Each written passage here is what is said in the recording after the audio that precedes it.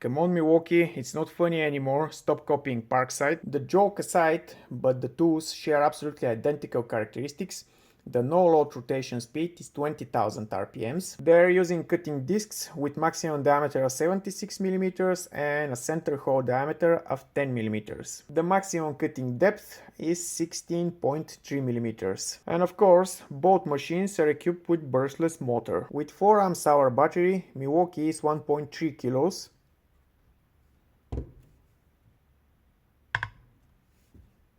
Parkside is 60 grams heavier. The tools are equipped with identical removable safety guards with connector for dust extraction.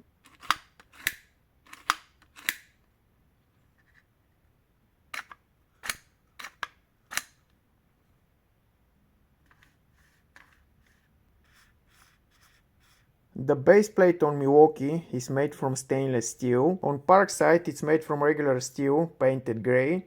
With time and frequent usage, this may rust. The suction hole on Parkside is slightly bigger in diameter. The locking mechanisms are identical. Let's go back to the tools. Both have the ability to rotate the cutting disc in forward and in reverse direction. The changeover is done with the trigger locking button.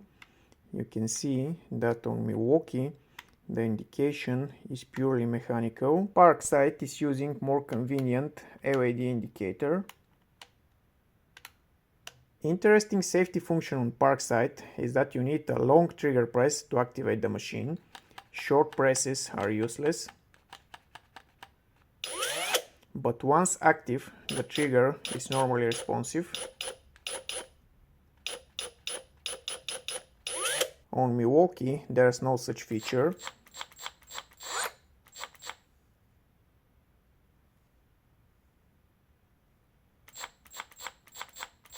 I think it's time to hear their voices.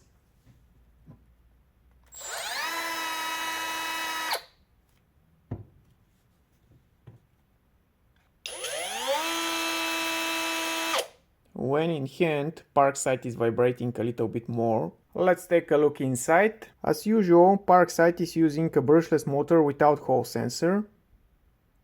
Milwaukee is using a brushless motor with hole sensor. Take a look how the blocking of the shaft is realized on Parkside. This definitely needs an improvement. And the blocking of the shaft on Milwaukee, a way better design. As it goes for the electronics, there's one really small radiator beneath the 6 MOSFETs of Parkside versus the really massive radiator of Milwaukee. Parkside has an additional printed circuit board for direction indication and battery level indication. On Milwaukee, the direction indication is purely mechanical.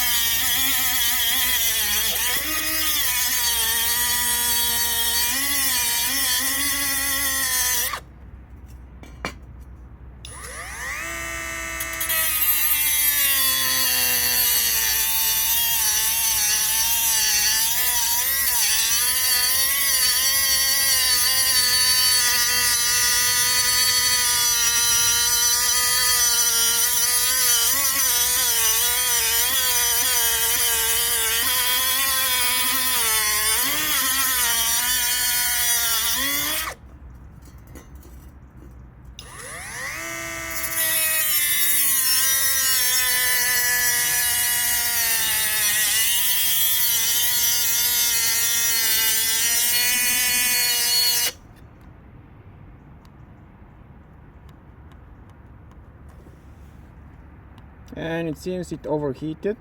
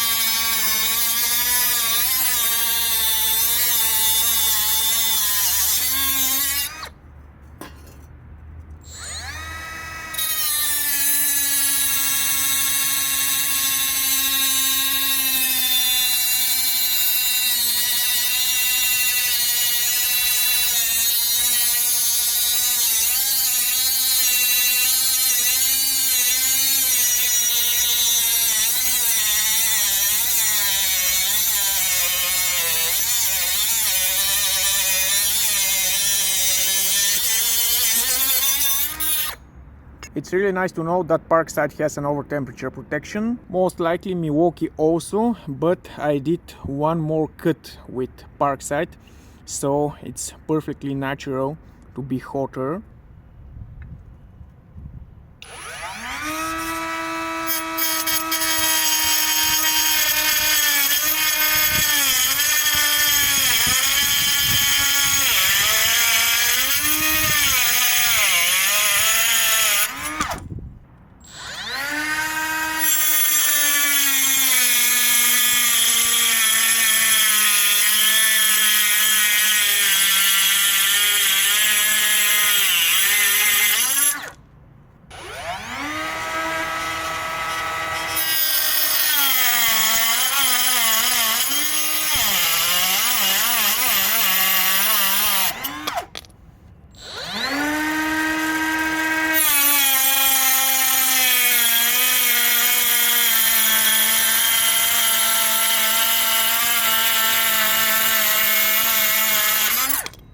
Something that I didn't feel when cutting metal, but I felt when cutting granite.